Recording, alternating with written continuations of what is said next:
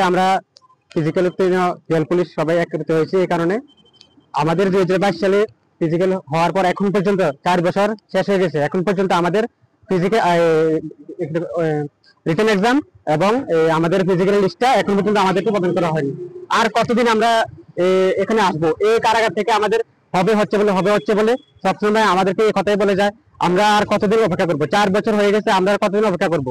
আমরা মাননীয় শান্তনা চাকমার কাছে আমরা এটাই অনুরোধ যে আমরা তাদের যাতে এক্সামটা কন্ডাক্ট করা হোক। আমরা এটাই দীক্ষা মাননীয় শান্তনা চাকমার কাছে আমরা যাতে দীক্ষা দেয় সরকারের কাছে আমরা এটাই অনুরোধ যাতে আমাদের দীক্ষা দেয়, আমরা যাতে আমাদের যাতে তাড়াতাড়ি এই এক্সামটা কন্ডাক্ট করা হয়।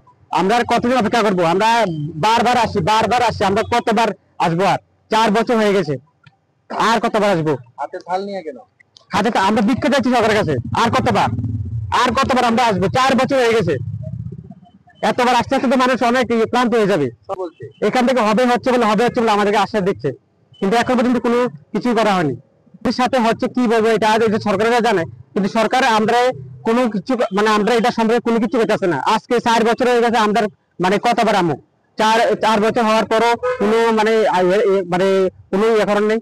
তার আমাদের সাথে পুলিশ ফায়ার সার্ভিস তাদেরকেও রিটেন এক্সাম হয়েছে, তারপরে শেষ হয়ে গেছে, কিন্তু আমরা আর কতদিন অপেক্ষা করবো? এটাই আমাদের সরকারের কাছে অনুরোধ যাতে আমাদের একদম তাড়াতাড়ি কন্ডাক্ট করা হয়।